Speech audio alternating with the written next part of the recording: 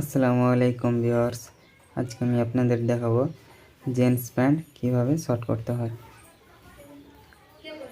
যারা নতুন সেলাইয়ের কাজ শিখছেন ভিডিওটি সম্পূর্ণ দেখুন, আপনারাও পারবেন।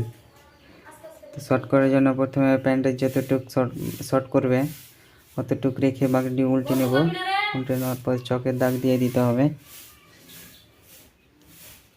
সেমভাবে এটাকে উল্টে নিতে হবে। এটাতেও দাগ দিয়ে দিবেন হালকা করে। বাস, এবার প্যান্টটাকে টেবিলে রেখে যেখান থেকে দাগ দিয়েছিলাম ওখান থেকে একটা লম্বা স্ট্রেট দাগ টেনে দিবেন। তারপরে স্ট্রেট 2 ইঞ্চি মার্জিন সেলাই দুমড়ানোর জন্য 2 ইঞ্চি নিচে আর একটা দাগ টেনে দিবেন।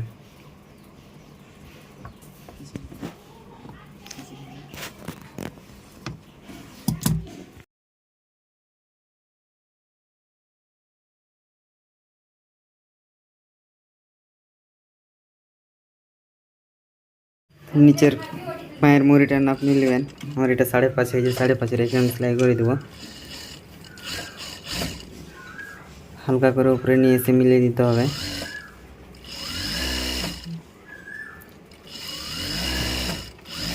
দেওয়ার পর বাকি সাইডের যেগুলো মার্জিন আছে সেগুলো হালকা করে কেটে দেবেন, তাহলে ফিনিশিংটা ভালো হবে।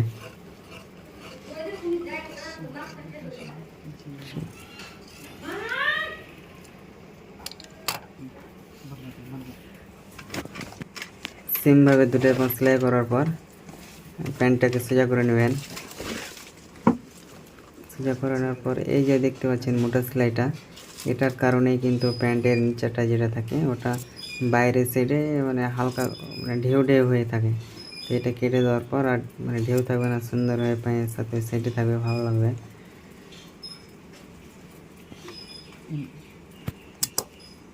এটা যে দাগ দাগ দিয়ে দিচ্ছি দেখলেন, মিনিমাম 15 ইঞ্চি কাটলেই হবে এটা।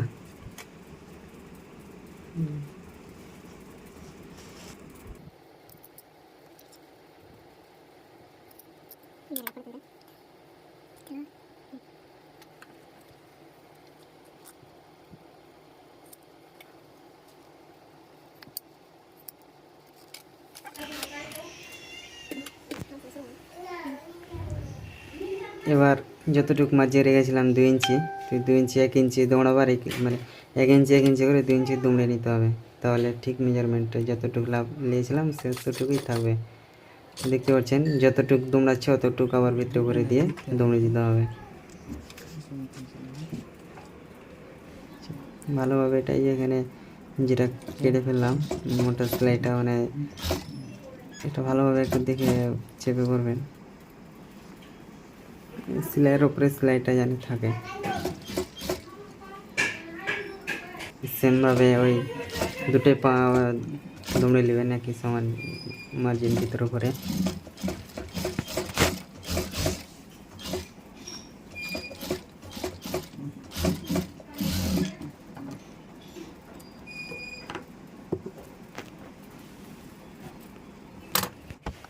এবার সব শেষে হালকা করে আয়রন করে দিবেন, তাহলে সেলাইটা ভালোভাবে বসে যাবে।